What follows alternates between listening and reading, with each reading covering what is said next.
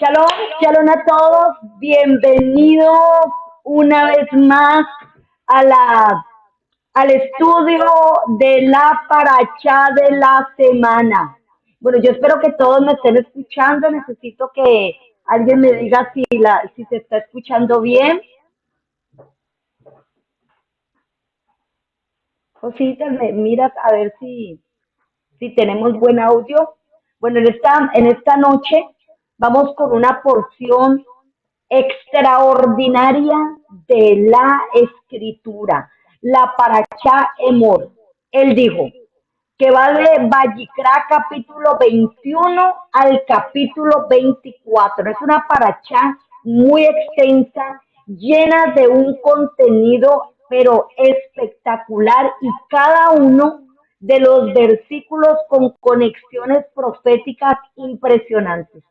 Paracha Emor. Ay, a ver, yo les comparto la pantalla para que ustedes puedan ver. Por favor, avisen que ya estamos al aire, que ya estamos en este tiempo de reflexión. Y la paracha de esta semana maravillosa son ordenanzas, o empieza con las ordenanzas a los sacerdotes.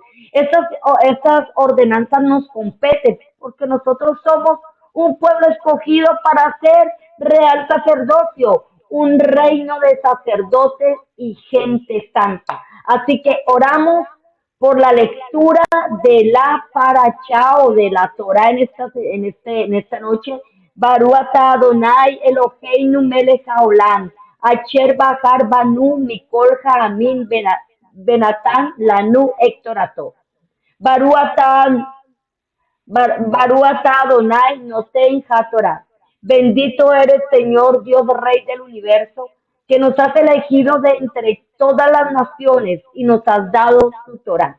Bendito eres tú, eterno dador de la Torah, para vida a todos los que de ella echen mano. Así que vamos con este primer versículo que vamos a estar leyendo de esta paracha Vallicrá, capítulo 21, versículo del 1 al 4. Dice así el versículo 1. El Eterno dijo a Moisés, habla Emor a los hijos de Aarón y diles que no se contaminen por un muerto entre sus pueblos, mas por su pariente cercano, por su madre o por su padre o por su hijo o por su hermana, perdón, por su hermano o por su hermana virgen a él cercana, la cual no haya tenido marido, por ella se contaminará. No se contaminará como cualquier hombre de su pueblo, haciéndose inmundo.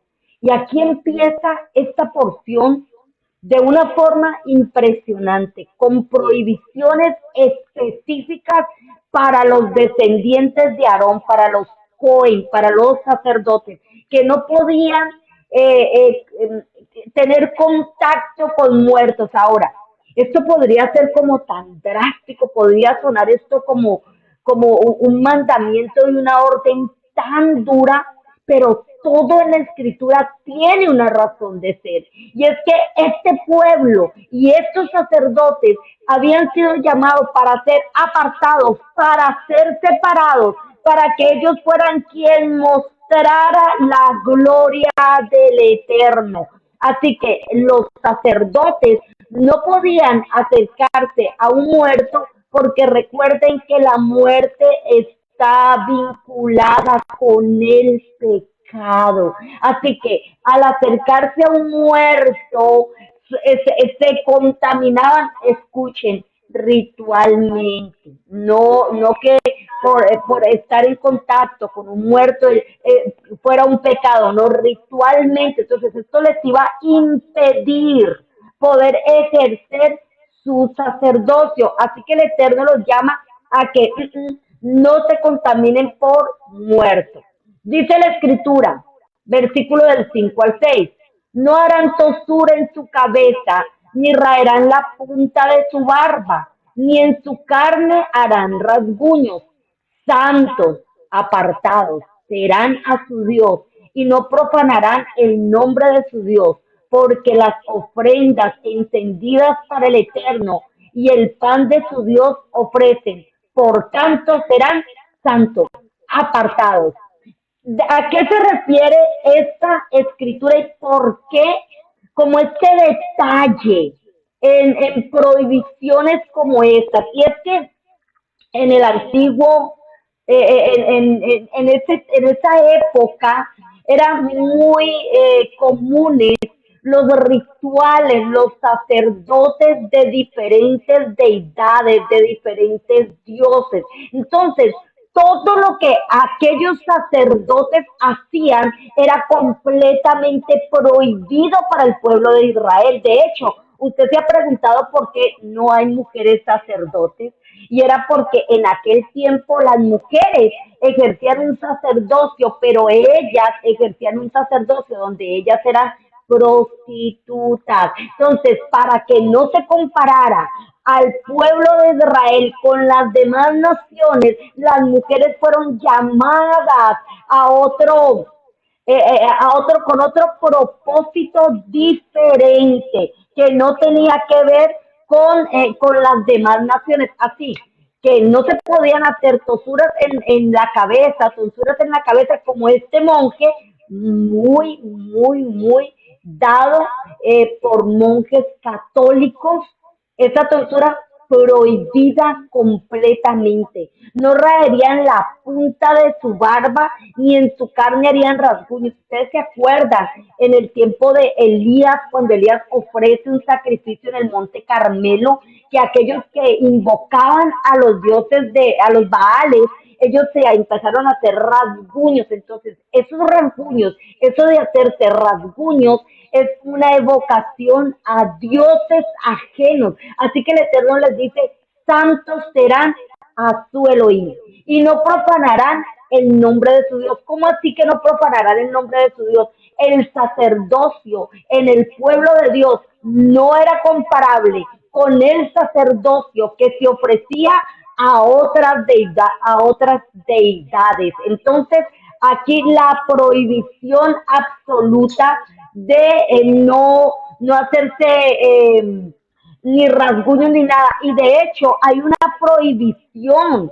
de no raerse las partes, estas partecitas de acá, ellos no podían cortársela, dice la escritura.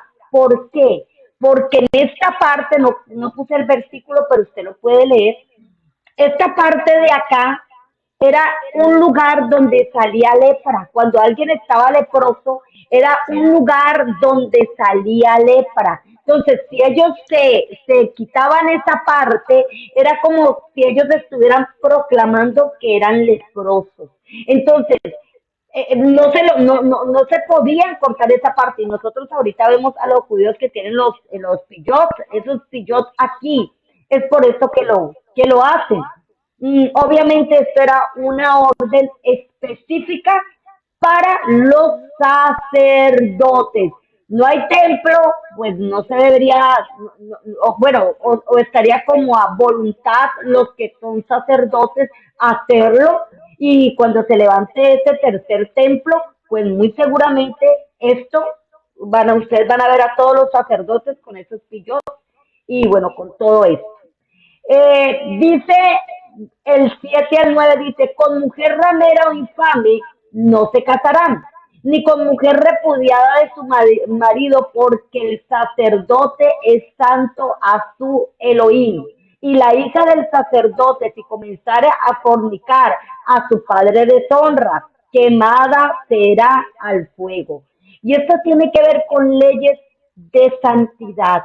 Y aquí vamos a ver algo importante, era como los sacerdotes estaban llamados a ser ejemplos para el pueblo, y aún a la hora de escoger una esposa tendría que ser una mujer sin tacha, una mujer sin arruga, una mujer salida de su casa, no una ramera, no una infame, o sea, una mujer fornicaria, no una que estuviera divorciada, sino que tenía que ser una mujer virgen.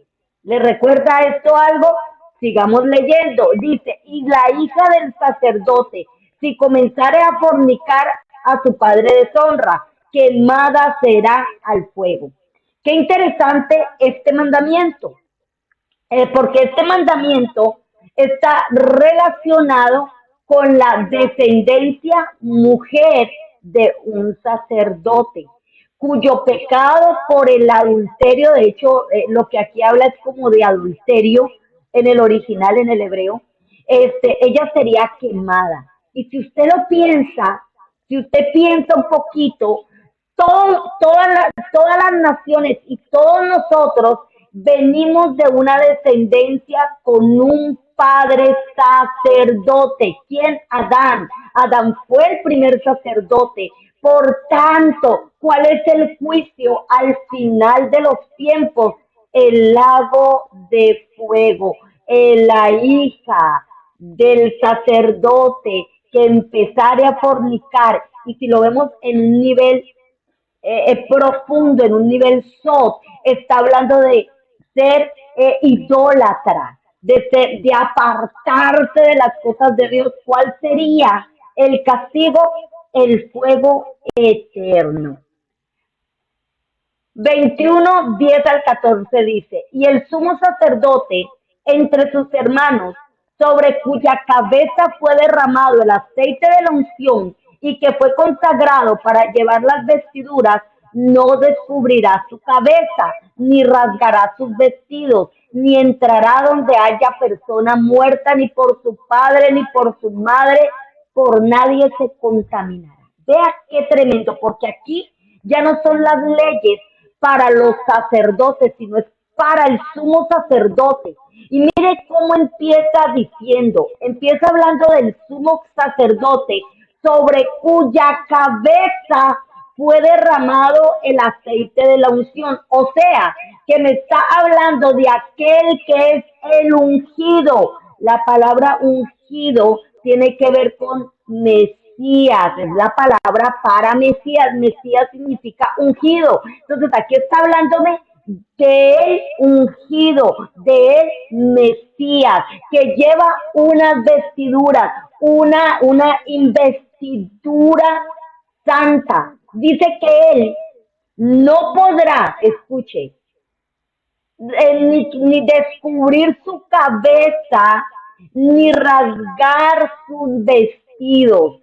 Qué tremendo, porque cuando habla de descubrir su cabeza, podemos entender que el sumo sacerdote tenía sobre sí una cobertura. ¿Quién era?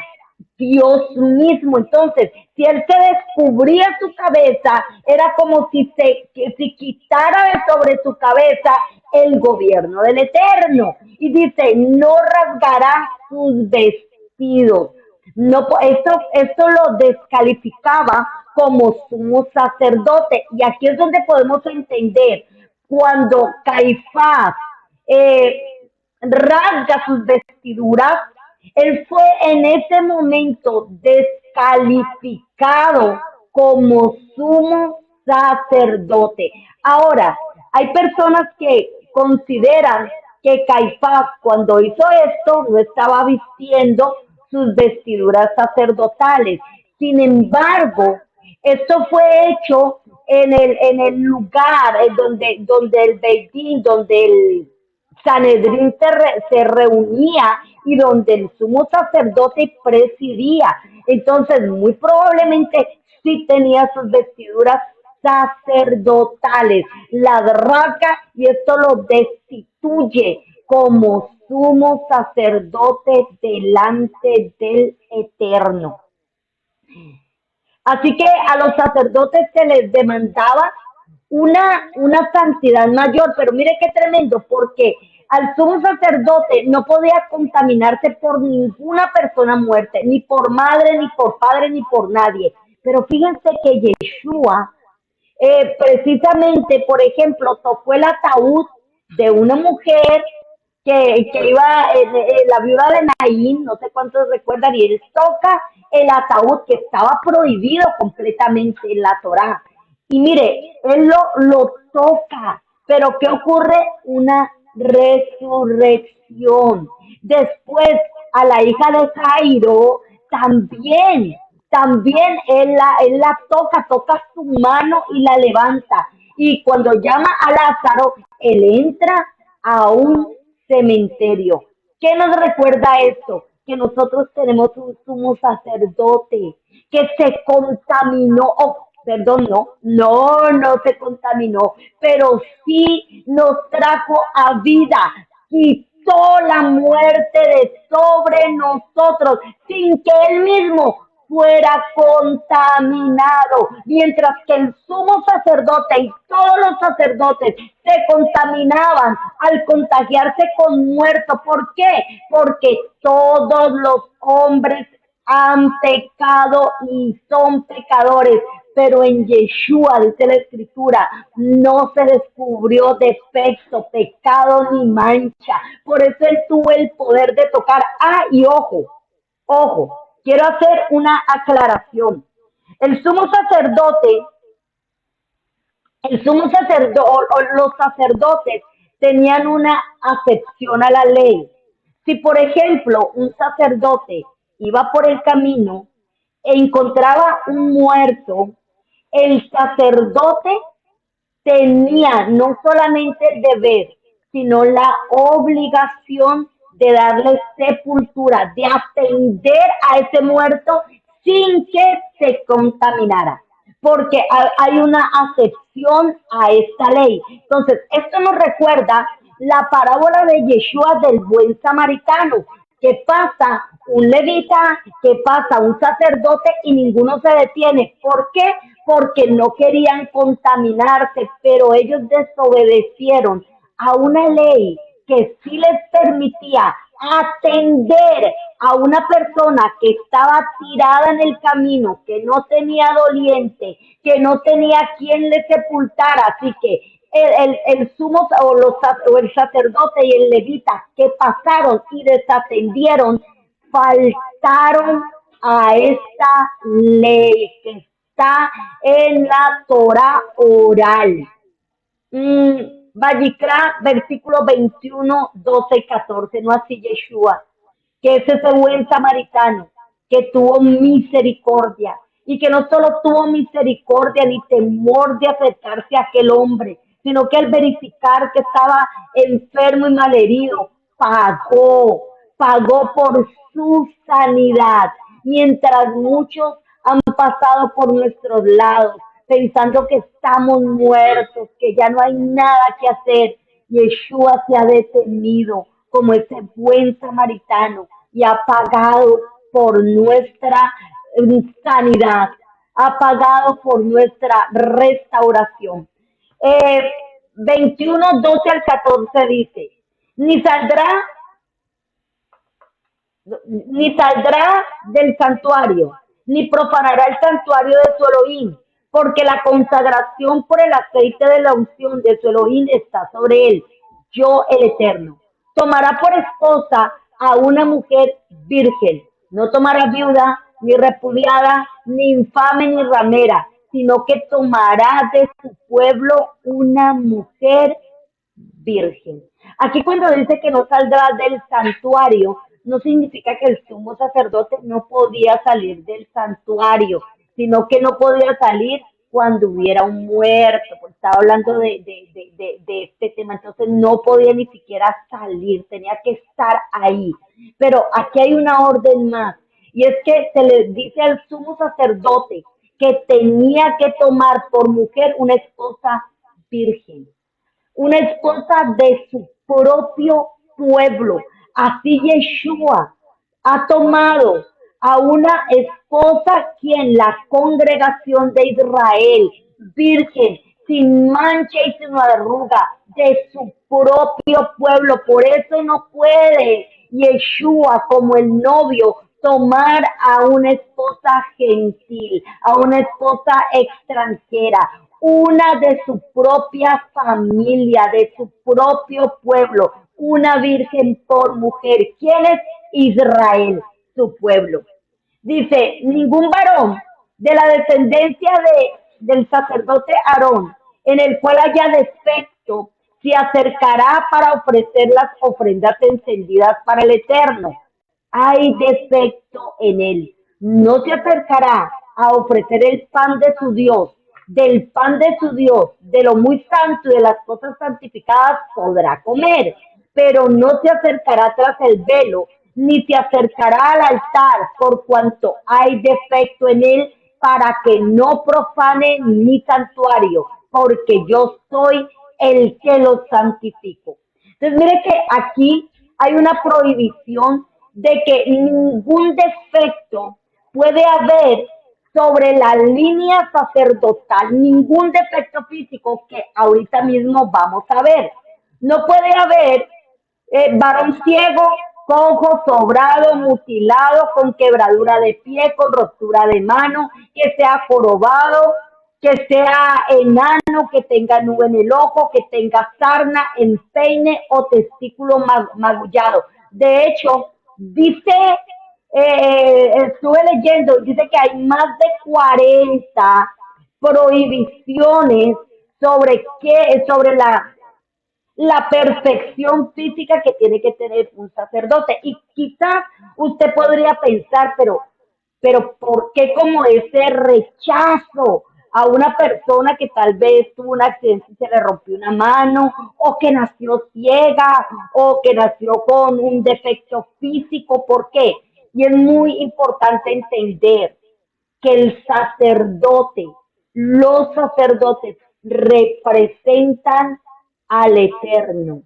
Nosotros representamos al Eterno. Así que, como se lo escuché a un rabino, y puede sonar como fuerte, pero es cierto, imagínense el sumo sacerdote cojo, o el sumo sacerdote con una mano quebrada o enano. Entonces, tenemos que entender que el sumo sacerdote y los sacerdotes mostraban la gloria de Dios. Entonces, ellos tenían que mostrar, y quiero que usted escuche esto, a nivel interno y a nivel externo, la perfección de quién, de Dios. Entonces no podía ser ciego porque también hay una,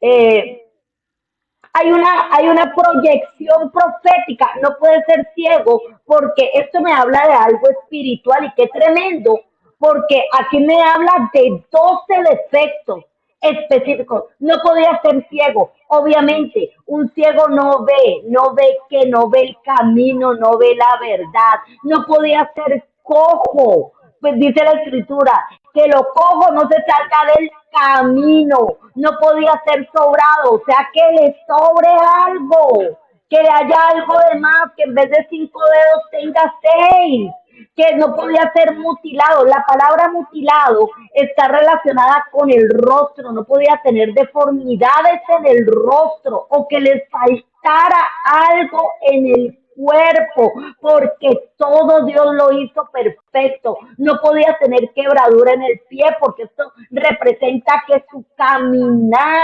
estaría deficiente, ni rotura en la mano, porque esto representaría que su fuerza estaría disminuida. No podía ser jorobado, porque esto representaba a alguien cuya mirada está hacia el suelo. No podía ser enano, porque esto me está hablando de alguien que no puede alcanzar una estatura en Dios. No podía tener nube en el ojo. Una nube representa un velo, venda sobre los ojos que te impiden ver con claridad. No podía tener sarna. Creo que todos entendemos lo que es sarna, que son llagas supurando, infecciones. No podía tener nada de esto, no podía tener infecciones, no podía tener empeine. ¿Qué es el empeine? El empeine era como una afección en la piel que hacía que esa parte de la piel se pusiera escamosa, se pusiera dura.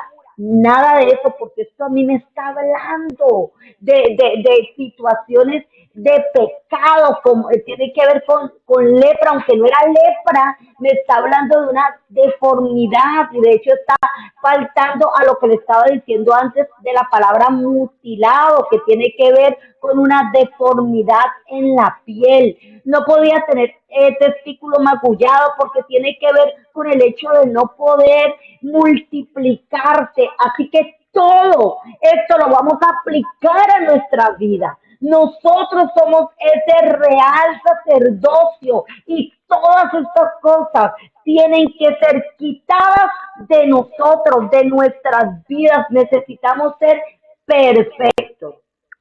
El capítulo 22, todo el capítulo 22 es muy interesante porque me habla de las leyes con respecto a las ofrendas, la santidad de las ofrendas para el Eterno.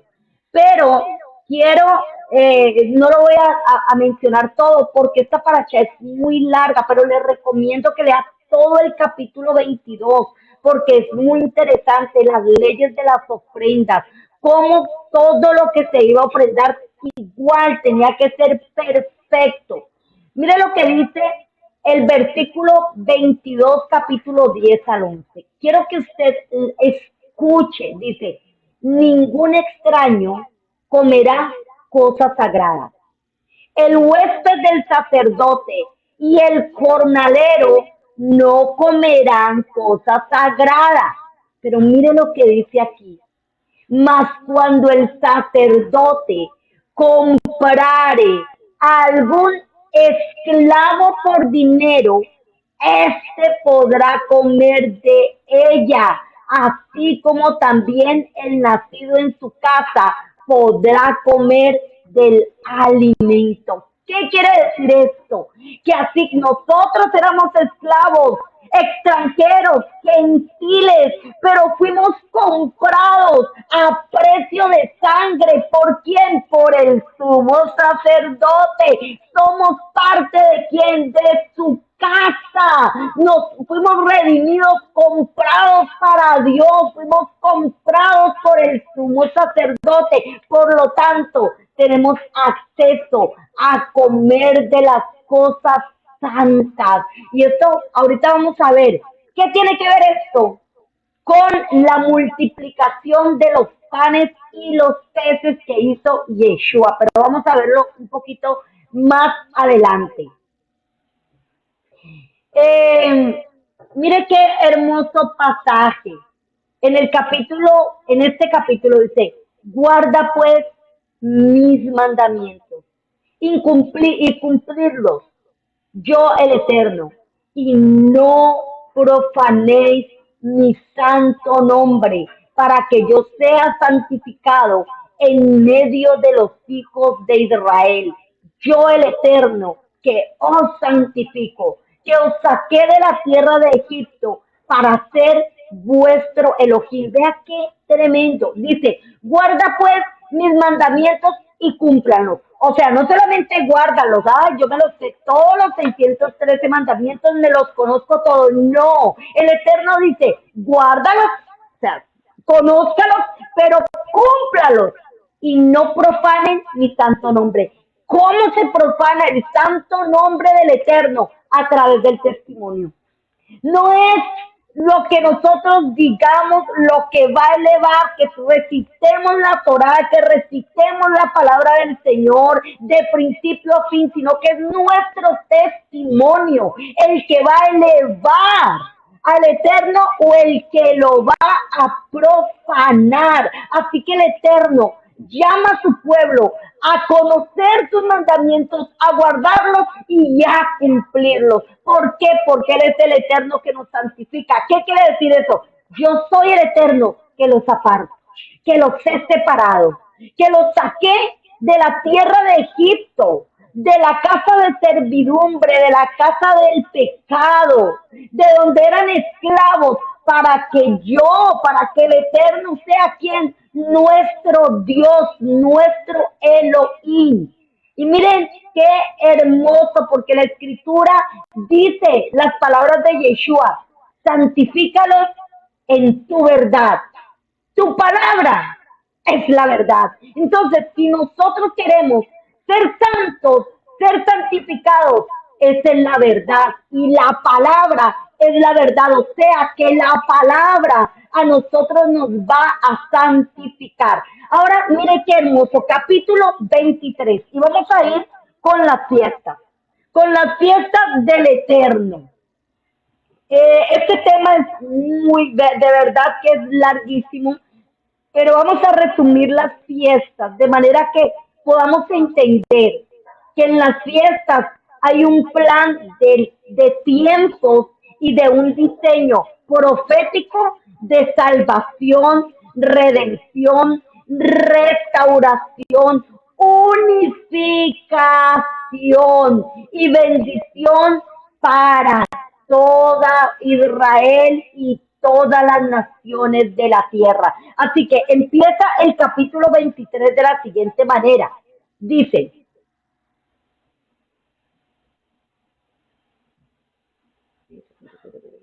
23 versículo 1, dice, habló el Eterno a Moisés diciendo, habla a los hijos de Israel y dile, las fiestas solemnes de Yud-Ket Bat-Hei, las cuales proclamaréis como santas convocaciones. La palabra fiesta en realidad no es la palabra que traduce lo que aquí el Eterno habló. Lo que el Eterno habló fue y dijo Mikra Kodesh. ¿Qué es Mikra Kodesh? Son una cita santa, una cita que tiene que ver con un tiempo y con un lugar, una convocación. Entonces el Eterno está diciendo, dile a mi pueblo que las citas de quien del Eterno, las cuales que dice proclamaréis, o sea, anunciaréis como santas convocaciones, convocaciones que apartadas. Y dice, serán estas. Mire que dice, 6 días se trabajará, mas el séptimo día será de reposo. Santa convocación, ningún trabajo haréis. Día de reposo es al Eterno en donde quiera que habite. Mire qué tremendo, porque para el pueblo de Dios, el Shabbat no importa si usted está en Israel, en Colombia, en Venezuela, en Italia, en la China, en la Conchinchina, en la Patagonia, donde usted habite, el séptimo día es un día de reposo. Si hay algo que ha impactado la vida de los que hemos venido a este camino, es el Shabbat. Poder nosotros abrazarlo y poder nosotros verdaderamente decir lo que dice la Escritura. Y será el Shabbat mi delicia. No la de Dios, mi delicia. Santo, glorioso de ya. Las convocaciones, todas, incluyendo el Shabbat, tienen la intención de prepararnos, porque nos anuncian todo el plan de redención para el mundo. Y la primera es el Shabbat. El Shabbat tiene como propósito recordarnos que hubo un creador de todo lo que hay. La palabra que leemos como fiesta es la palabra Moed, que como les decía significa convocación, cita, reunión, cita señalada. El Shabbat es una cita señalada. El Shabbat es entonces la prueba máxima de que nosotros entendemos que Él es el creador de todo lo que existe. Dice la Escritura, porque en 6 días el Eterno creó los cielos y la tierra y el séptimo día descansó. ¿Y cómo sabemos cuándo es Shabbat? Contando. 1, 2, 3, 4, 5, 6, Shabbat. 1, 2, 3, 4, 5, 6 y Shabbat. Cuando el pueblo de Israel es sacado de Egipto, empieza a caer el maná. Y este maná era tomado por porciones según la medida de comer de cada persona. Pero el maná en el día sexto se tomaba la doble porción. O sea que ese sexto día, cuando contamos el sexto día, contamos que una doble porción. Contamos esta doble porción. Y esta doble porción nos anuncia algo sobrenatural que se produce a través de guardar el Shabbat. El Shabbat produce un milagro sobrenatural sobre nuestros días. Dice la escritura en el cuarto mandamiento, acuérdate el día de reposo para santificarlo. Mire qué interesante, porque siempre se habla de yo soy el eterno que los santifico, yo soy el eterno que los aparto, yo soy el eterno. Pero aquí el eterno dice que usted y que yo recordemos ese día sexto para santificarlo. O sea, que nosotros estamos llamados a santificar, a apartar, a separar ese día sexto. 6 días trabajarás y harás toda tu obra, mas el séptimo día es reposo para el eterno tu Dios.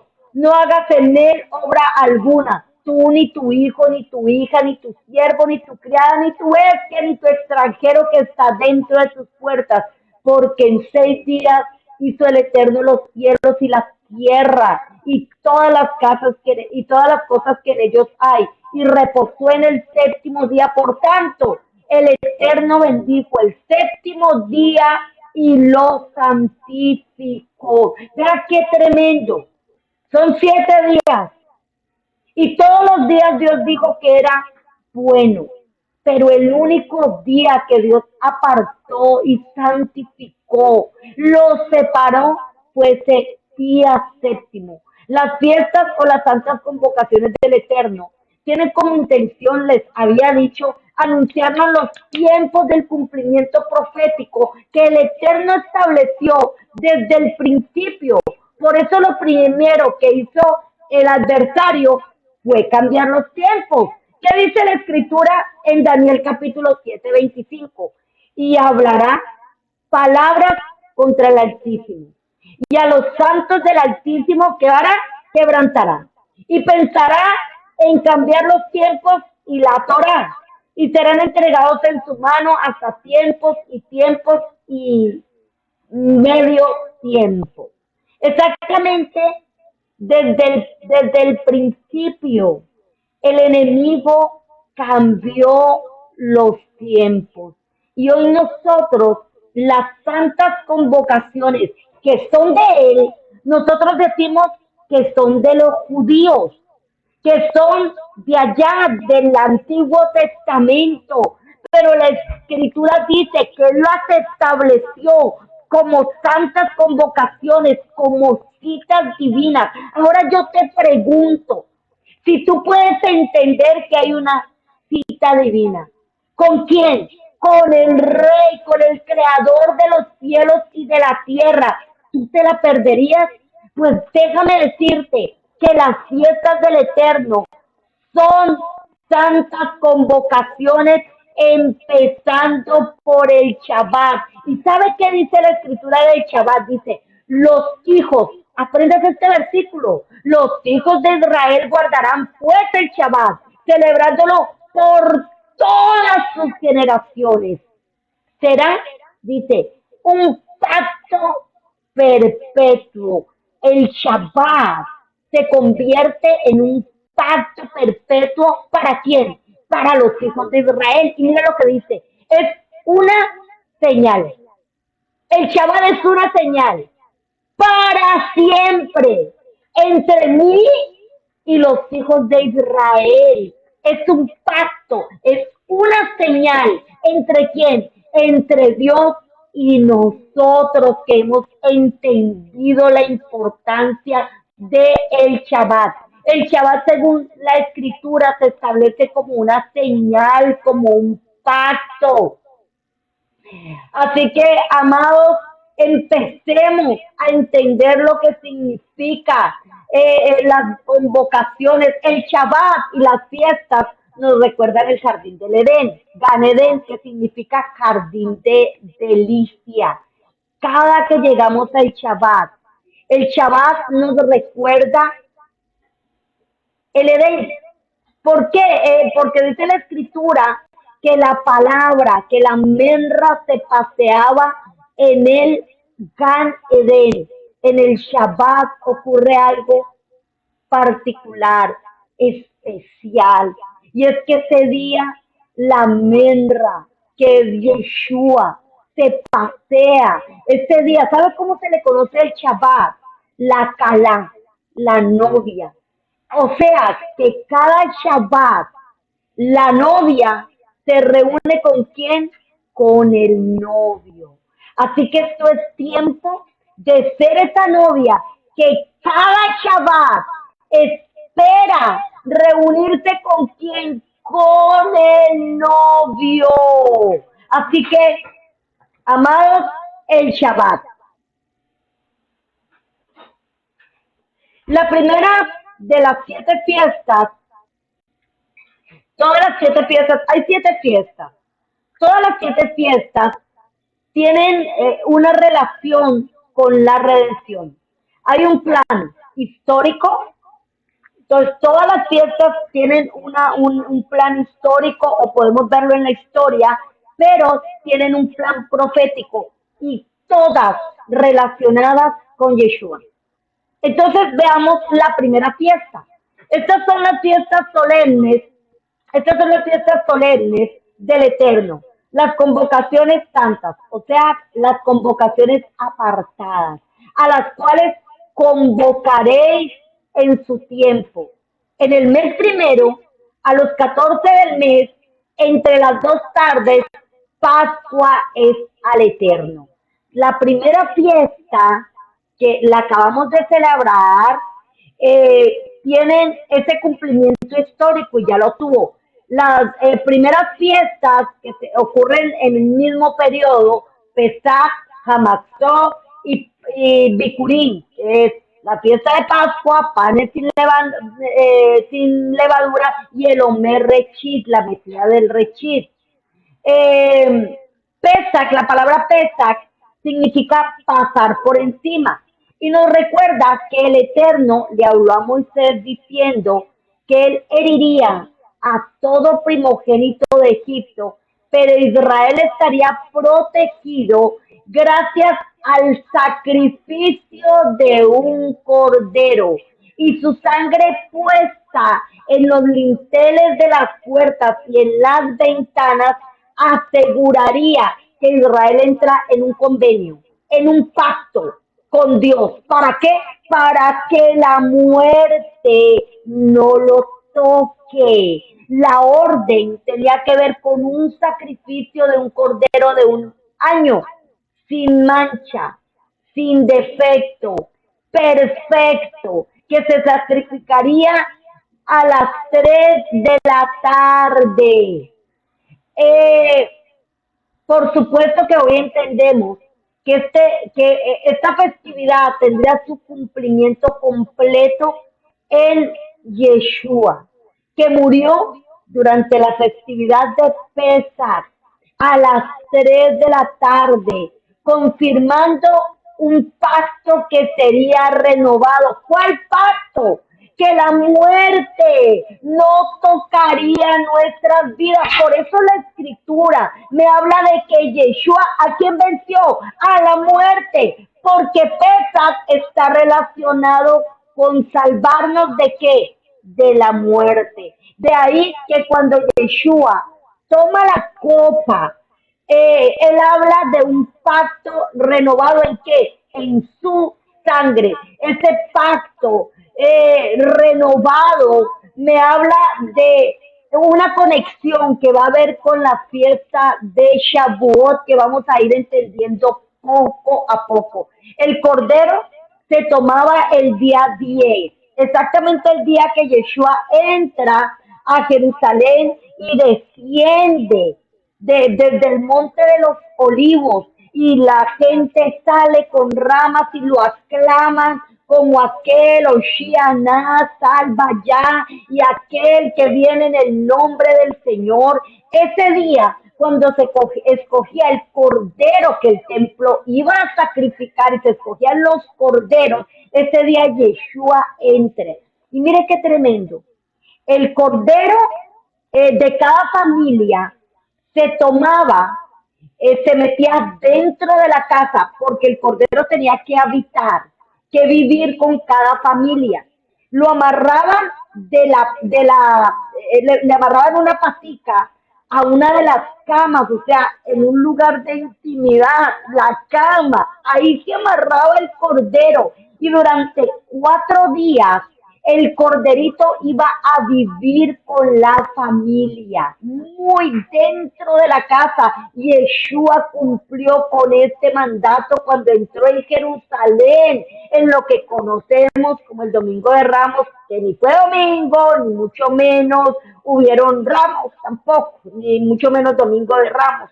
Entonces Yeshua viene a ser ese cordero, ese cordero que entra. Yeshua viene a ser nuestro pesa. Yeshua entró en un Shabbat durante la alegría por la presentación de los corderos que se iban a sacrificar. La idea de Dios era que el pueblo, al tener un pequeño cordero perfecto, sin mancha, sin pecado, y ser cuidado, tenido dentro de la familia, durante esos 4 días, al sacrificarlo, el pueblo sintiera el dolor por la muerte de un inocente. Así que durante esos 4 días, el Eterno quiere sensibilizar al pueblo porque hubo uno que pagó por nuestro pecado. Y Yeshua estuvo 4 días siendo revisado, inspeccionado. El martes, eh, al caer el sol, Yeshua fue apresado y llevado al Sanedrín, delante del sumo sacerdote Herodes y Pilatos, y por último por el mismo pueblo que pidió que le crucificaran.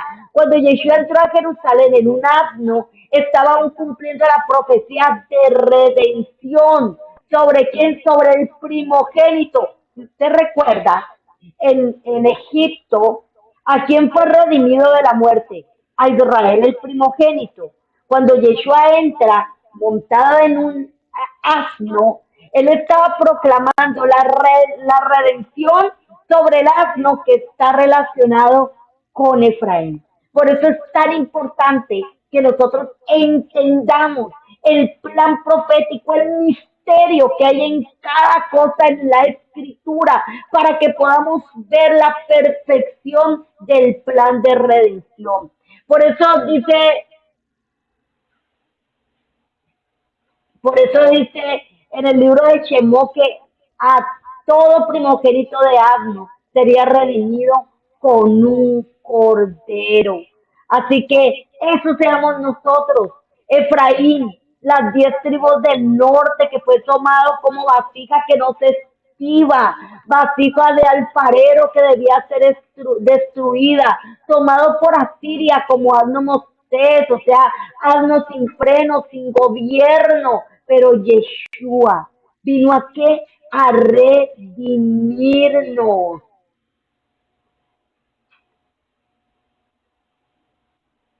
Y miren qué tremendo, porque con el precio de 30 monedas de plata, fíjese que fue comprado un campo llamado el campo del alfarero. Y miren qué impresionante, porque en ese campo era como un basurero donde se enterraban, donde se tiraban las vasijas que ya no servían.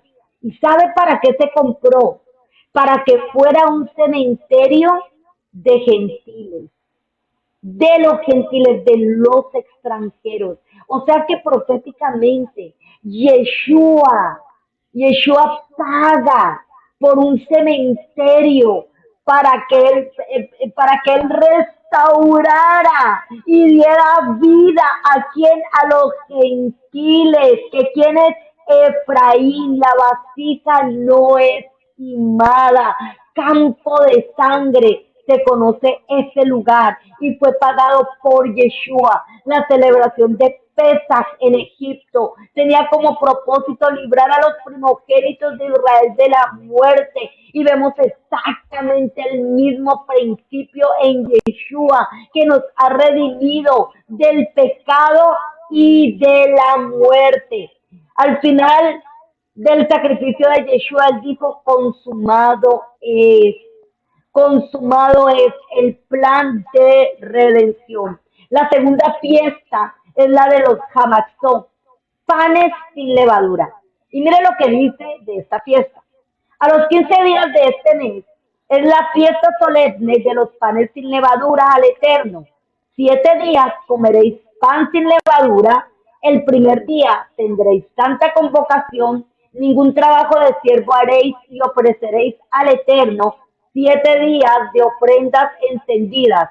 Al séptimo día será santa convocación. Ningún trabajo de ello haréis. La celebración de los Hamatzot empieza con el Shabbat, el día 15 de Aviv. Ese día no solamente se celebra Hamatzot, sino que es el momento donde se come el cordero de Pesach. O sea que las dos fiestas se vienen a consolidar como una sola. Esta fiesta tenía como principio deshacerse de toda la levadura y comer panes sin levadura durante 7 días. ¿Qué significaba esto? Que durante esos 7 días el pueblo de Israel, al comer los panes sin levadura, iba a entender que el pecado es lo que me lleva a la muerte. Así que muchos dicen que la fiesta de Pesach no tiene que ver con el pecado, que tiene que ver solamente con la libertad, pero no. Hay un propósito y aún en los panes sin levadura, el comer panes sin levadura, me está hablando de la necesidad del pueblo de quitar de sí el pecado. ¿Por qué? Porque el pecado como paga tiene la muerte. Así que durante esos 7 días se comen panes sin levadura.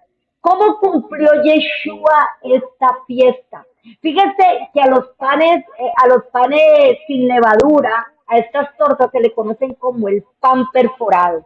¿Y qué fue Yeshua? ¿Qué dijo Yeshua de sí mismo? Yo soy el maná que descendió del cielo. Yo soy el pan de vida. Pues Yeshua fue ese pan perforado. La levadura es un símbolo de pecado, es un símbolo de orgullo, pero Yeshua se despojó de su grandeza, de su reinado, de su poder, de su trono y se hizo hombre, hombre como tú y como yo. Yeshua abandonó todo lo que él era para adquirir un cuerpo como el tuyo y como el mío y poder morir en la cruz por tu pecado. Así que ese día 15, cuando Yeshua es bajado de la cruz antes de caer el sol y es sepultado,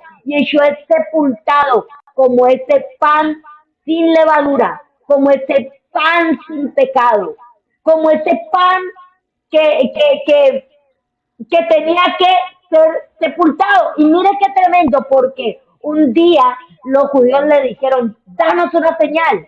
Y dice la escritura que Yeshua les dijo, una generación perversa y adúltera me demanda una señal.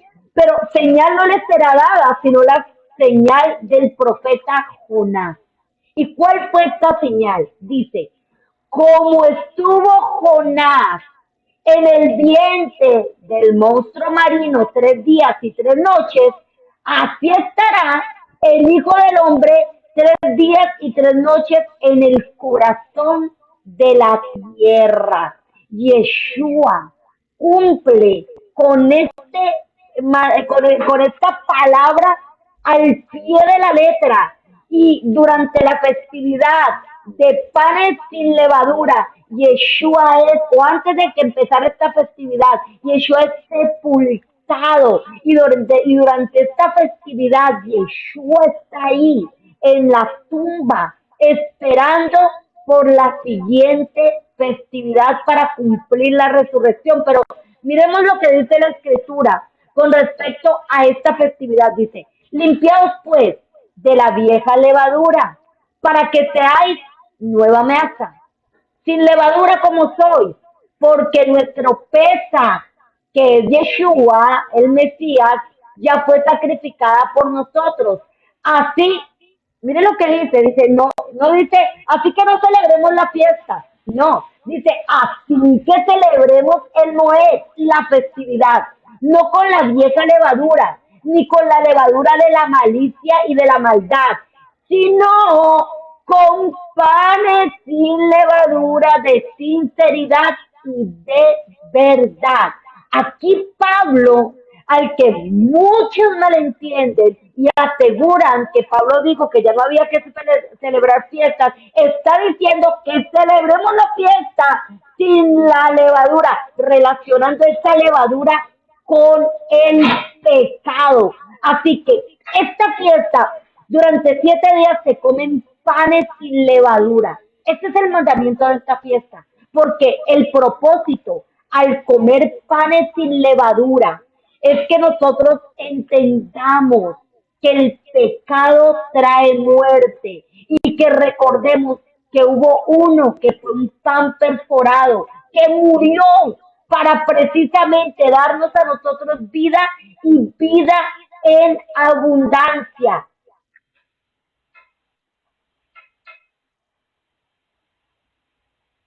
Y miren qué tremendo. Mateo capítulo 26, versículo 26-28 dice, y mientras comían, tomó Yeshua el pan, y bendijo y lo partió y dio a sus discípulos y dijo, tomad y comed, este es mi cuerpo. Y tomando la copa y habiendo dado gracias, les dio diciendo, bebed de ella todos, porque este es mi sangre del pacto que se renueva. ¿De qué pacto estaba Yeshua hablando? De ese pacto en donde empieza, donde a través de un cordero fuimos redimidos, o fue el pueblo de Israel redimidos, salvados de qué? De la muerte. Y mire qué tremendo, porque dice, porque esta es mi sangre del pacto renovado, que por muchos es derramada para perdón de los pecados. Entonces, aunque no queramos eh, reconocer que Pesach, aún en Egipto, sí está relacionada con el pecado, porque se relaciona a través de los panes sin levadura, que tienen que ver con qué? Con pecado. La tercera fiesta es la de Omer Rechit. ¿Qué es esta fiesta? Dice. Y habló el Eterno a Moisés diciendo, habla a los hijos de Israel y diles, cuando hayáis entrado en la tierra que yo os doy, y seguéis su miel, traeréis al sacerdote una gavilla por primicia de los primeros frutos de vuestra siega. Y el sacerdote meterá la gavilla delante del Eterno para que seáis aceptos el día siguiente del día de reposo la mecerá. Esta fiesta de panes sin levadura es muy importante. La fecha está en discusión y no voy a entrar como en el detalle de cuándo es la festividad. Los judíos la celebran en una fecha y yo respeto mucho lo que ellos consideran, no tenemos por qué juzgarlo. Y bueno, aquí hemos entendido como otra cosa y por supuesto que la estamos celebrando conforme a lo que entendemos de acuerdo a lo que estamos leyendo en la escritura. Esta fiesta, al igual que Shavuot, no tiene una fecha, no dice cuándo, como si lo dice, por ejemplo, Pesach, o panes sin levadura, o Yom Teruah, o Yom Kippur, o Sukkot. Estas fiestas no tienen un día. sino que para poderla celebrar está relacionada con la fiesta perdón, con la primavera y con el Aviv, o sea, cuando el grano de cebada está en Aviv o está listo. A partir de ese momento se cuenta desde la festividad de Pesach hasta el Shabbat semanal y ese día se levanta, perdón, al otro día se mete el Omer, el Omer. Yeshua resucita durante esta festividad.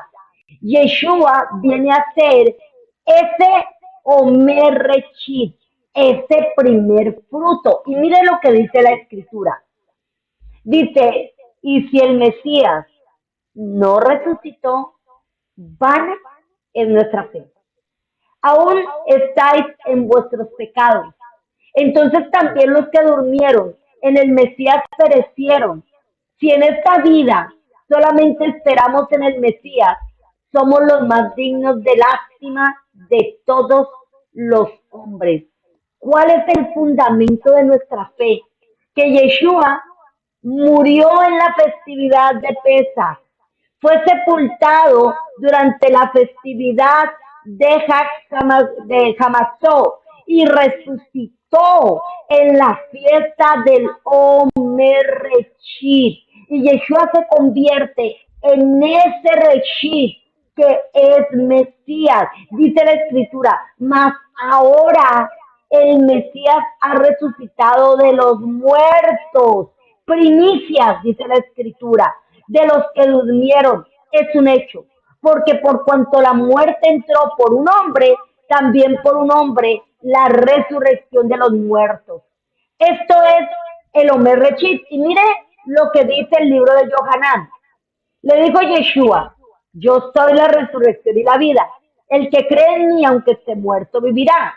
Y todo aquel que vive y cree en mí, no morirá eternamente. ¿Crees esto? Y le dijo, sí, Señor, yo he creído que tú eres el Mesías, el Hijo de Dios, que has venido al mundo. Entonces, fíjense que Yeshua pregunta, yo soy la resurrección y la vida. El que cree en mí, aunque esté muerto, vivirá. Y todo aquel que cree en mí, no morirá eternamente. Y ahí no había muerto, no había resucitado. Pero él preguntó, ¿crees esto? Y esta mujer responde, sí, yo he creído que tú eres el Mesías. ¿Cuánto más nosotros que sabemos, que creemos que Yeshua resucitó? Porque así como en Adán todos mueren, dice la escritura, también en el Mesías todos son vivificados. Mire lo que dice Yohanan capítulo 11, versículo 40 al 42. Tomaron pues el cuerpo de Yeshua y lo envolvieron en lienzo con especias aromáticas según es costumbre sepultar entre los judíos. Y en el lugar donde había sido sacrificado, que había un huerto. Escuche esto. Donde Yeshua fue crucificado, había un huerto. Y en ese huerto había un sepulcro nuevo, en el cual no había sido puesto ninguno, estaba nuevecito. Allí pues, por causa de la preparación de la Pascua de los judíos y porque aquel sepulcro estaba cerca, pusieron a Yeshua. Entonces ahí bajan el cuerpo y sepultan en ese lugar a Yeshua, los Yeshua antes de la fiesta de Hatzamatzot, porque era un Shabbat. Qué tremendo, porque donde Yeshua fue puesto había un huerto. ¿Qué nos recuerda esto? El mismo lugar donde Yeshua fue crucificado. Había un huerto, Yeshua sin pecado. Yeshua representa el postrer Adán, donde Adán estaba y pecó, ¿qué era?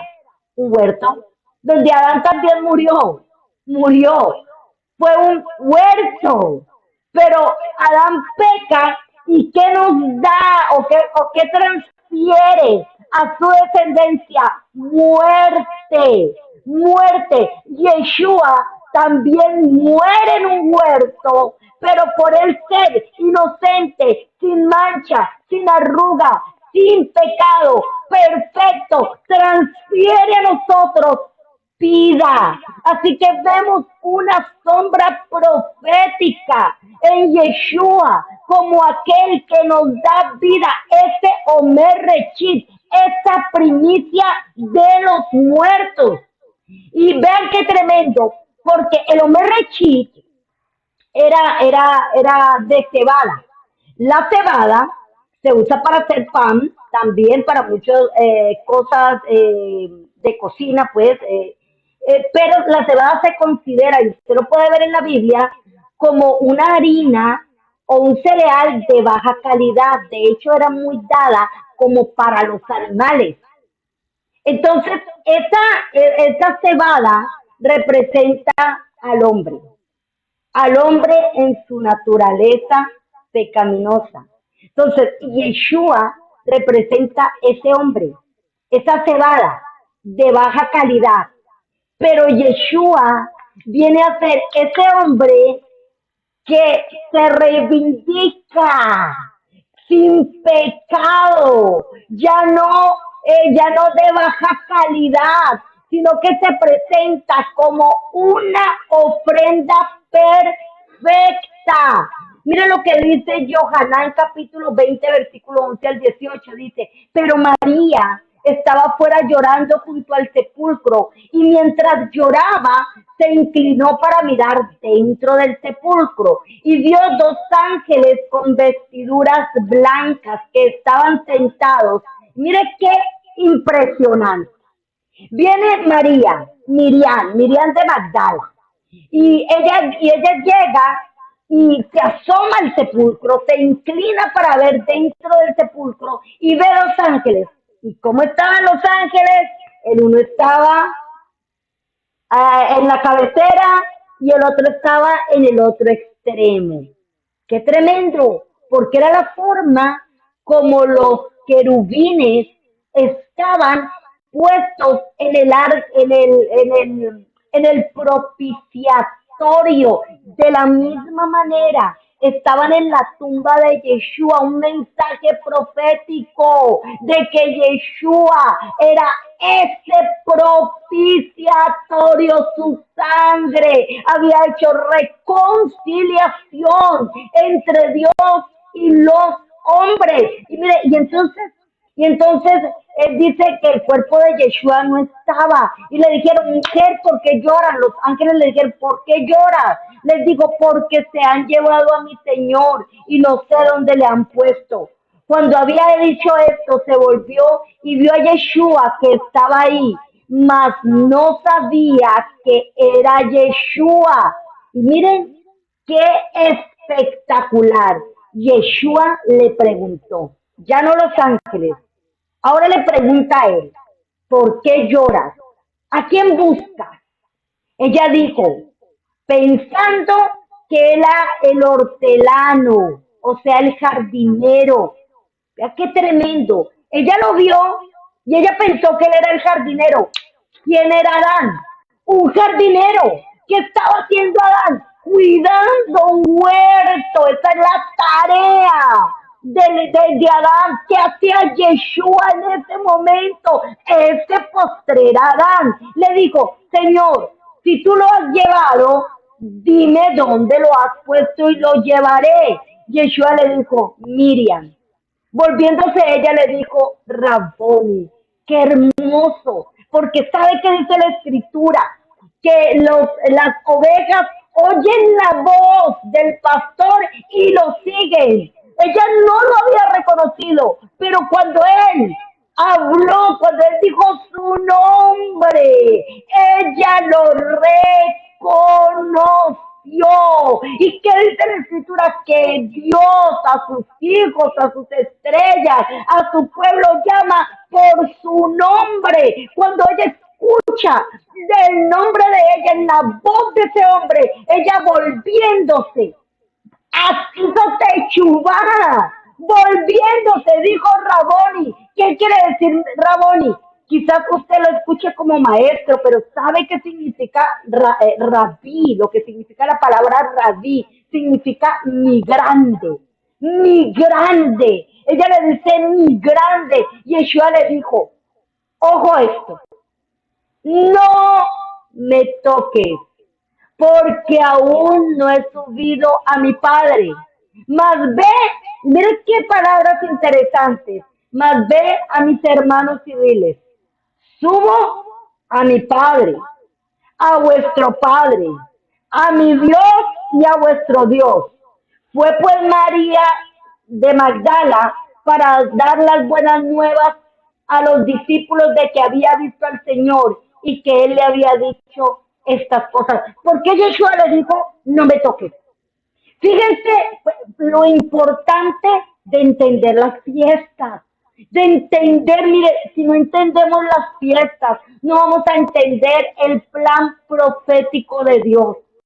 Cuando llegaba la cosecha de la cebada, nadie podía cosechar el producto de la cebada hasta que el sumo sacerdote no agarrara la hoz, escuchen esto, y cegara la primer porción de cebada que se iba a mecer. Nadie podía tocar esa cosecha. Así que Yeshua le dice, no me toques, porque Yeshua representaba esa primicia que iba a ser presentada a quien, al Eterno. Ya no era la primicia, se presentó la primicia de hombres, se presentó la primicia, el sacerdote Caifás fue y presentó la primicia, pero en ese año, a partir de ese año, la primicia fue Yeshua. Mire qué hermoso. Todos estos pasajes tienen un gran contenido profético, pero la fiesta de Omer Rechit está contenida desde Berechit. Cuando vemos la fiesta de Sukkot, veremos la conexión tan hermosa que hay entre estas dos fiestas, entre el Omer Rechit y la fiesta de Sukkot, no, de Shavuot, perdón. Dice, y contaréis, vamos a ver la de Shavuot. Dice, y contaréis, que es la cuarta fiesta, y contaréis desde el día que sigue, el día de reposo. Yo voy a correr un poco porque ya está tarde y quiero hablarle del capítulo 24, que mire, como quisiera podértelo explicar texto por texto, porque qué pasaje espectacular. Voy a resumirle las siguientes fiestas. La fiesta del Omer Rechit, de Shavuot, dice así, voy a leerles cada fiesta y no voy a hacer las conexiones proféticas a causa del tiempo. Dice, y contaréis desde el día que sigue el día de reposo, desde el día en que ofreciste la gavilla de la ofrenda metida, 7 semanas cumplidas serán. Hasta el día siguiente del séptimo día de reposo contaréis 50 días. Entonces ofreceréis el nuevo grano al Eterno. De vuestras habitaciones traeréis 2 panes para ofrenda metida, que serán de 2 décimas de efa de flor de harina, cocidos con levadura como primicias para el Eterno. Entonces, aquí vamos a ver algo tremendo. A partir de la fiesta de Omer Rechit, se iba a empezar, gracias, se iba a empezar, se iba a empezar un conteo de 50 días. 1, 2, 3, 4, y cuando llegara el 49, al otro día sería la fiesta de Shavuot. ¿Por qué se hacía este conteo? Porque este conteo tenía o tiene un propósito, y es el propósito de rectificación y purificación. Cada vez que se hacía el conteo, o cada vez que hacemos el conteo de la fiesta de Omer Rechid, o sea, donde Yeshua resucita a causa de su muerte por nuestro pecado, se empieza un conteo que tiene como finalidad que nosotros purifiquemos nuestra vida, sacando de nuestra vida el pecado para prepararnos para la fiesta de Shavuot. Durante esa fiesta se presentaba se presentaba dos panes, pero mire, usted tal vez pensará que eran dos panecitos. Esos eran dos panes grandísimos, los que se presentaban. Esos panes representaban a Israel, representaban al pueblo y tenían levadura. Pero escuchen, porque ahí la levadura no representa el pecado, sino que ahora, a través de un pueblo que ha sido purificado, rectificado, santificado, ahora la levadura que infla viene a representar el Ruach HaKodesh que habría de ser puesto en cada uno de nosotros. La fiesta de Shavuot representa la fiesta donde es dada la Torah. ¿Y qué hace la Torah en tu vida? Hacernos crecer, pero al mismo tiempo nos hace de crecer porque entendemos nuestra naturaleza carnal, porque entendemos nuestro pecado. Entonces crecemos en el espíritu y menguamos en la carne. Y miren qué tremendo, porque durante la fiesta de Shavuot, el pueblo de Israel, o después de la fiesta de Shavuot, el pueblo levantó un becerro de oro. Y esto hizo que 3.000 hombres de Israel murieran, fueran sacrificados, fueran asesinados por el dictamen del Eterno. Pero durante la fiesta que está en Hechos, después de la resurrección de Yeshua, dice la escritura que fueron salvos exactamente 3.000 almas. Almas fueron restauradas porque hay una restauración. La quinta fiesta es la fiesta de las trompetas. Esta fiesta fue sustituida por la fiesta de Rosh Hashanah. Rosh Hashanah, no el Rosh Hashanah. La Biblia no me habla de que el séptimo mes se celebraría Rosh Hashanah. Dice, otra vez habló el Eterno a Moisés diciendo, habla a los hijos de Israel y diles, en el séptimo día, el primer día del mes tendréis día de reposo, un memorial que dice al son de shofares, una santa convocación. No haréis ningún trabajo servil, pero presentaréis una ofrenda encendida al Eterno. Yom Teruah es esta fiesta, esta convocación que se hace el primero del séptimo mes, que por cierto no es agosto, sino desde el conteo bíblico de la Torá, no el conteo del calendario gregoriano. Tenemos que entender que necesitamos volver a los tiempos. Despiértate de los muertos tú que duermes y te alumbrará el Mesías. Necesitamos despertar a los tiempos verdaderos. Entonces, ese primer día se celebra la fiesta de Yom Teruah. Y mire cómo se le conoce a esta fiesta de Yom Teruah. Se le conoce como la fiesta del arrepentimiento, fiesta del despertar, día del juicio, fiesta de la coronación, fiesta de la angustia de Jacob o de los dolores del pacto de Mesías, la apertura de la puerta, la resurrección de los muertos, Yom HaKeset o la fiesta del día escondido. La fiesta de Yom Teruah es la fiesta donde se suenan los chofares llamando al pueblo a un despertar, a un regresar.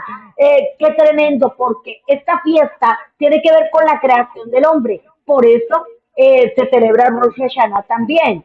Pero la fiesta se llama Yom Teruah. El caso es que se soplan los chofares llamando al pueblo a un despertar. Y esto me recuerda ese soplo que el Eterno le dio al pueblo, le dio al pueblo, perdón, le dio a Adán. ¿Para qué? Para que Adán fuera que un alma viviente. La palabra terúa significa voces, gritos, júbilo y aclamación. Este día es el día que se espera o que conocemos como el día de la venida, del regreso de Yeshua. Y miren lo que dice Corintios. He aquí os digo un misterio. No todos dormiremos, pero todos seremos transformados. En un momento, en un abrir y cerrar de ojos.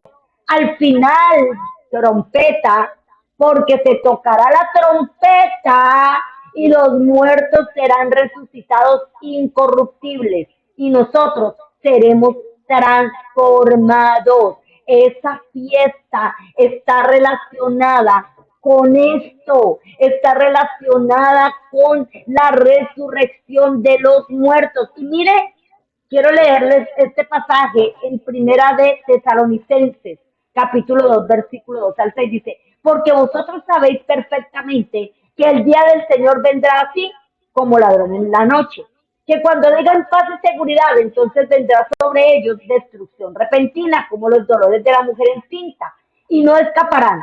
Mas vosotros, hermanos, no estáis, dice, vosotros, hermanos, no estáis en tinieblas para que el día os sorprenda como ladrón en la noche, porque todos vosotros sois hijos de la luz e hijos del día. No somos hijos de la noche ni las tinieblas.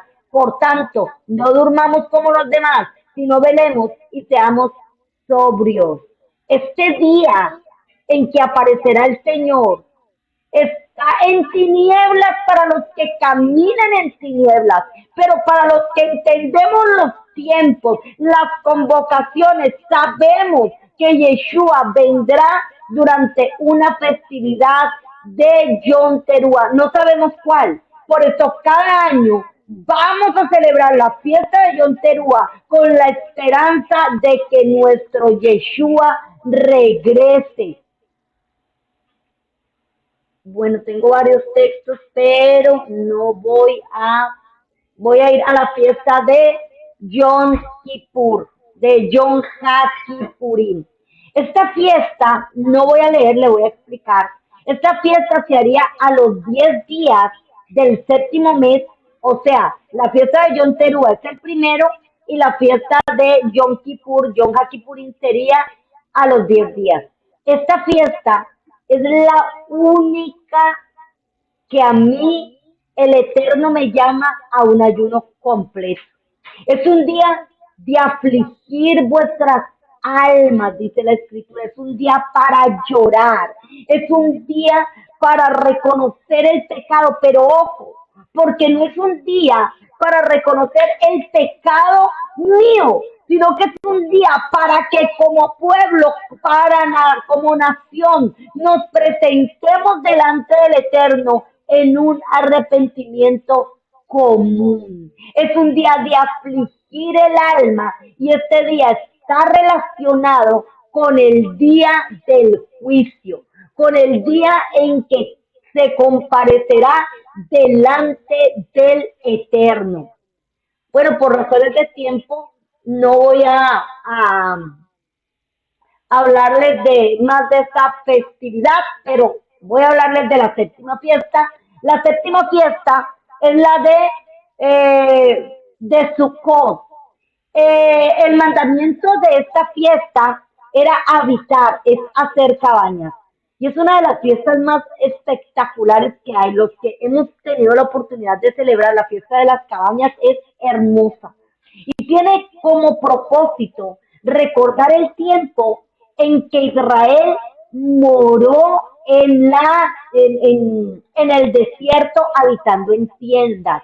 Habitaba en tiendas y vivía de una manera modesta, pero la presencia del Eterno estaba entre ellos. Esta fiesta está relacionada con la dependencia absoluta del Eterno. Es una fiesta hermosa y está relacionada con la novia que tiene su mirada puesta en el Eterno y en nada más, con aquellos que tienen su mirada puesta en las cosas de arriba y no en las de abajo. Esta fiesta está relacionada con las bodas del Cordero y es maravillosa. Al día octavo de esta fiesta se celebra Shemini Atzeret. Esta fiesta es maravillosa porque esta fiesta está relacionada con lo que va a ocurrir después del milenio. Cuando ocurra ese milenio, esos 1000 años, dice la escritura que será soltado nuevamente Hasatán, pero mire qué tremendo, porque cuando él sea soltado por un tiempo, dice la escritura que tratará de hacer caer nuevamente a la humanidad, pero al final será tomado y lanzado al lago de fuego.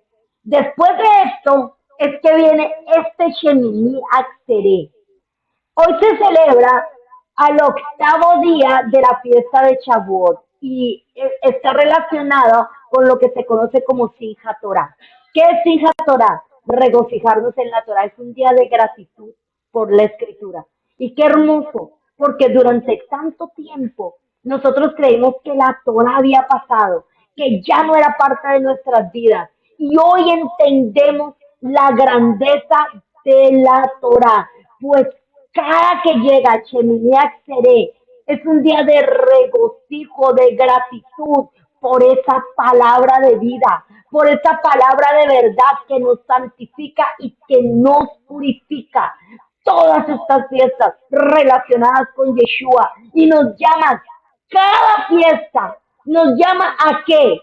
A una rectificación, a prepararnos. ¿Para qué? Para esa venida, la venida de nuestro Señor y Salvador. Ahorita sí, capítulo 24, y voy a ir, mire, este capítulo 24 está, mire, usted no sabe, una maravilla, este capítulo es una belleza. Y qué lástima que por tiempo no se lo puedo dar como me hubiera gustado, pero le voy a contar.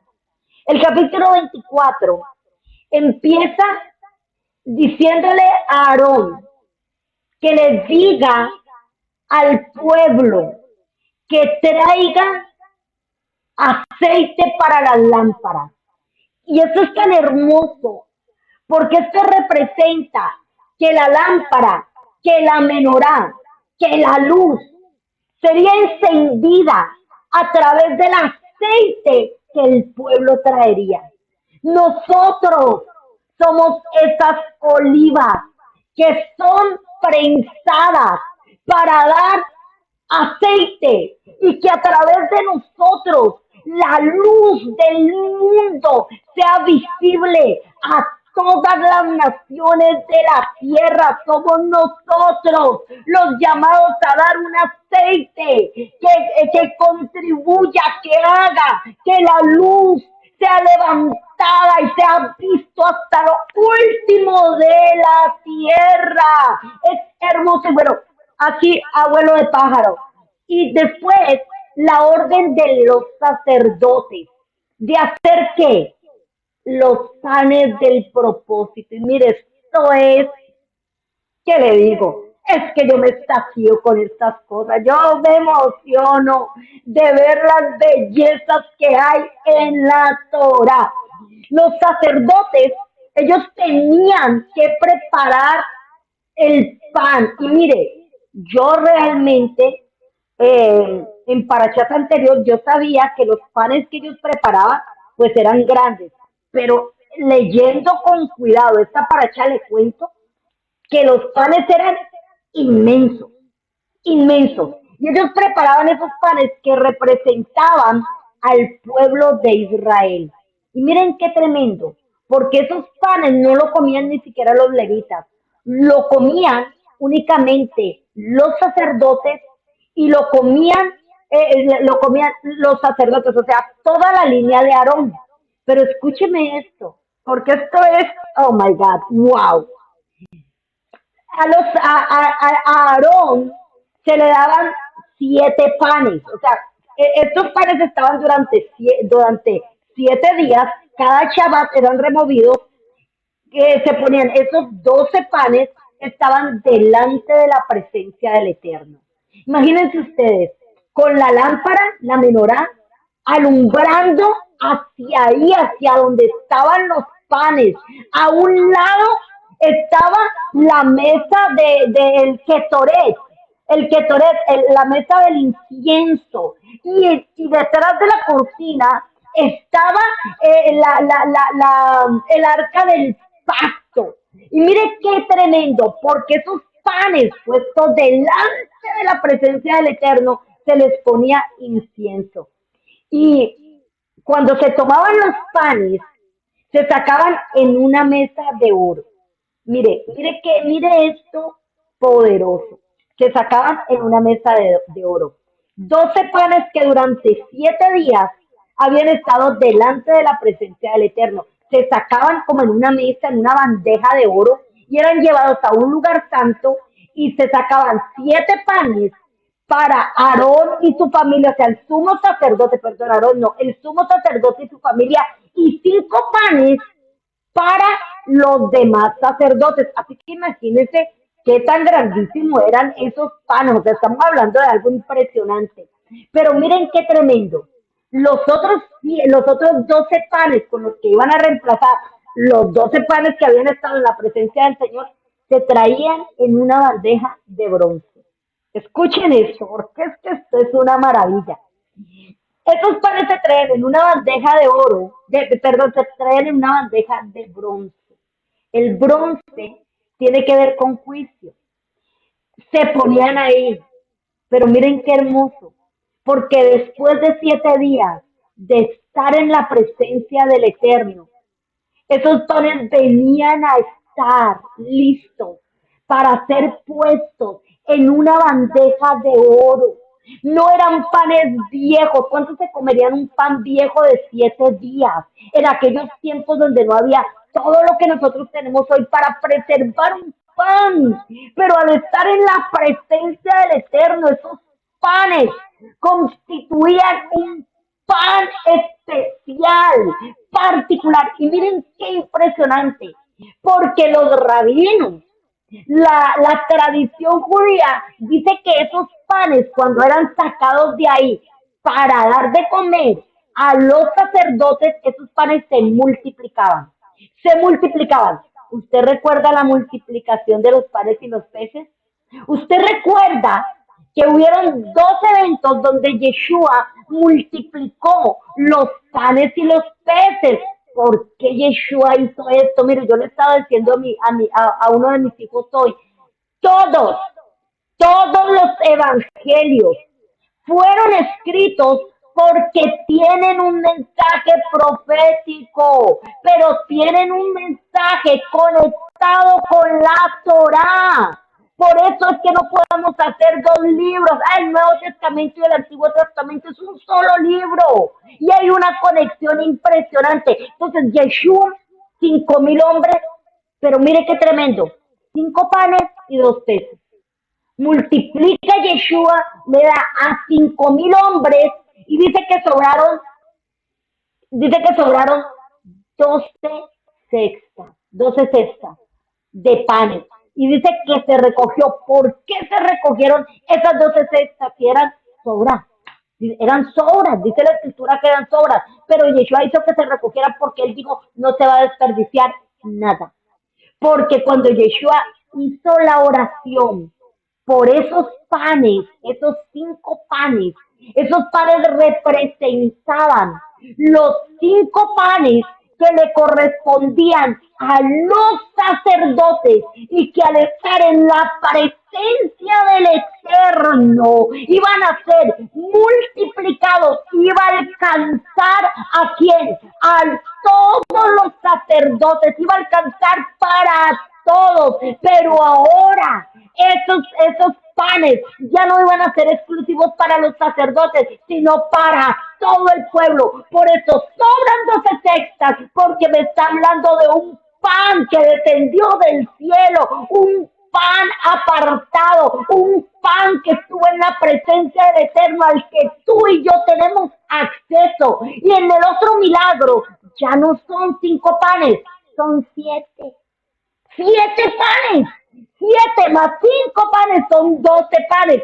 5 panes que le correspondían a los sacerdotes y 7 panes que le correspondían al sumo sacerdote. Así que esto es una maravilla. Y quiero terminar con este texto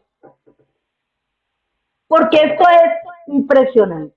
En esta porción es impresionante esto y yo no puedo dejar pasar esto. Dice, en aquel tiempo, el hijo de una mujer israelita, quiero que usted oiga esto, por favor no se me duerma, escuche esto, dice, el hijo de una mujer israelita, el cual era hijo de un egipcio, salió entre los hijos de Israel y el hijo de la israelita y un hombre de Israel riñeron en el campamento y el hijo de la mujer israelita blasfemó el nombre y maldijo. Entonces los llevaron a Moisés y su madre se llamaba Shelomí, hija de Dibri, de la tribu de Dan, y lo pusieron en la cárcel hasta que les fuese declarado por palabra del Eterno que iban a hacer con él. Entonces, mire esto, una mujer israelita se casó con un egipcio. Qué tremendo, porque aquí me habla de una mezcla. Este hombre muy probablemente salió de Israel, pero aquí me está haciendo una distinción de un hombre que no se había convertido. Y esta mujer israelita, cuyo nombre es Shelomit, que significa mi paz. Así, eso significa mi paz. Pero se casa con un egipcio y dan una descendencia de un muchacho que fue capaz de blasfemar el nombre del Eterno. ¿Sabe de quién era hija? Esta mujer que significa, llamada Shelomit, mi paz o mi perfecta. La palabra Dibri viene de la palabra Dabar, y la palabra Dabar significa eso, como palabra, palabra. Pero Dibri es palabra o palabrería o charlatanería. O sea que ella era hija de un charlatán. Y vamos a ver por qué es tan importante este pasaje después de todo lo que escuchamos, puras leyes de santidades y no hagas y tienes que ser así, ser perfecto, y de pronto aparece esto aquí. ¿Cuál fue el pecado por el cual Yeshua fue condenado? ¿Por qué pecado el sumo sacerdote Caifás se rompe sus vestiduras? Por el pecado de blasfemia. Yeshua fue sacrificado porque a él se le acusó de blasfemo. Y voy a contarles algo interesante. Cuando nosotros leemos el texto, es como que es difícil entender por qué ellos, o por qué ellos acusan a Yeshua de blasfemo. Sin embargo, hay un comentario que a mí me impresionó y se los quiero compartir. Y es que ellos dicen que el nombre del Eterno, el cual era apartado y nadie lo podía decir, solo los sacerdotes, y de hecho, hasta el día de hoy, nadie puede estar seguro cuál es el nombre del Eterno. Y como digo yo puedo morir y que me corten un brazo, una pierna o que me saquen un ojo, sabiendo y reconociendo que Yeshua es mi Mesías, mi Señor, que Yeshua es el Hijo de Dios que descendió del cielo, que Él es la Torá viviente, pero yo no podría jamás decir, yo muero creyendo que el nombre del Eterno es este o es este, porque nadie podría estar completamente seguro de cuál es el nombre del Eterno. Y era un nombre que estaba reservado. Lo hicieron ellos porque quisieron, como sea, pero es un nombre que solo ellos conocen. ¿Quiénes? Los judíos. Y mire lo que dicen ellos. Ellos dicen que cuando Yeshua le pregunta el sumo sacerdote y le dice, ¿quién eres? Dinos de una vez, te conjuro por el nombre, si eres el Hijo de Dios. Yeshua, cuando habla, él invoca el nombre del Eterno. ¿Y sabe por qué a mí este hecho me llamó la atención y lo considero? Porque el único día donde se invocaba el nombre del Eterno era en la festividad de Yom HaKippurim y solo el sumo sacerdote lo hacía. Pero es que cuando Yeshua es sacrificado, en Yeshua se cumple todo, todos los sacrificios, se cumple la festividad tanto de Pesach como de Yom HaKippurim. Entonces, cuando cuando blasfemaste y no necesitamos nada más, ni pruebas, ni nada, porque cometiste una blasfemia. Entonces, vamos a ver y vamos a conectar todo lo que le estoy hablando con esto. Nosotros, dice la Escritura, el libro de Jeremías capítulo 16 habla de que mentiras heredaron nuestros padres, charlatanería heredamos nosotros. ¿Cuántas cosas hicimos que blasfemaron el nombre del Eterno? Y la blasfemia, ¿sabe qué? ¿Cuál es el castigo? La muerte. La muerte. Yeshua, nuestra paz, mi paz. Yeshua, mi paz. Murió por la blasfemia, por el pecado que no tiene perdón, por el pecado de muerte que tú y yo nos merecíamos, por esa mezcla que todos tuvimos y que nos apartó del Eterno. Pero sabes algo, Él murió por nosotros y mira qué tremendo, porque en esta misma porción, de un momento a otro, aparece algo que usted dice, my God, pero ¿por qué como que me está hablando de tantos temas y de pronto aparece este tema? Y es el ojo por ojo. Midad que negué, midad. Ese pago, esa consecuencia de nuestro pecado, ese ojo por ojo, esa medida por medida. Nosotros merecíamos el castigo, pero Yeshua lo llevó por nosotros. Él restituyó nuestros delitos, Él restituyó nuestro crimen. Y hoy tenemos una oportunidad nuevamente nosotros de tener vida y vida en abundancia. Y en este capítulo 24 dice lo siguiente poderoso. Dice, un mismo estatuto tendréis para el extranjero como para el natural, porque yo soy el Eterno, vuestro Dios. Qué tremendo que en medio de un montón de leyes, el Eterno diga un mismo estatuto. La palabra estatuto es la palabra juká. Esos mandamientos que no entendemos.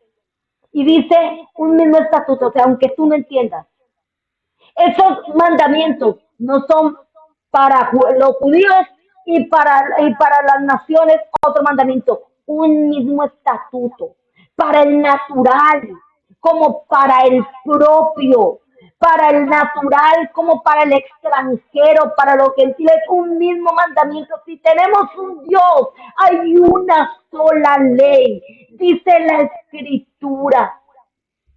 Salmos 119, versículo 18. Abre mis ojos y miraré las maravillas de la Torah. Que el Eterno abra nuestros ojos y nos permita ver las maravillas de su Torah. Le invito a que usted lea con detenimiento esta paracha, porque vea, de verdad que cada vez, cada año, cuando yo leo la porción de la escritura, de verdad que yo me maravillo de los secretos que están ahí, de cómo el Eterno está trayendo ese pan de vida a nuestras vidas, cómo Él nos ha sacado de la oscuridad y nos ha llevado a su luz admirable. Así que, amado, que el Eterno te bendiga. Vamos a hacer la cuenta de lo mes.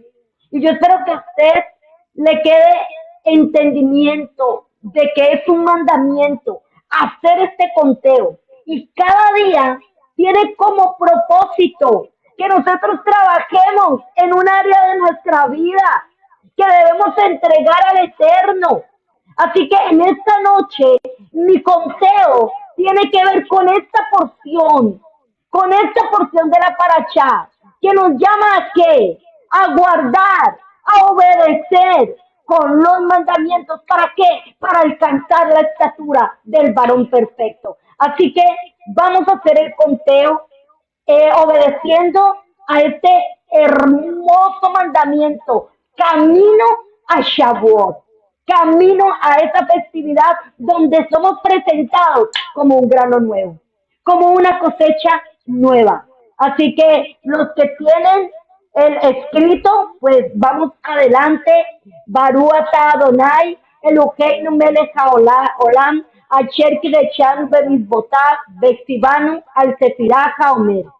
Bendito eres tú, nuestro Elohim, Rey del universo, que nos has santificado con tus mandamientos y nos has ordenado lo concerniente a la cuenta del Omer. Hoy es el día 20 de la semana 3 del Omer. Que tu gloriosa venida sea manifestada prontamente en nuestros días. Amén.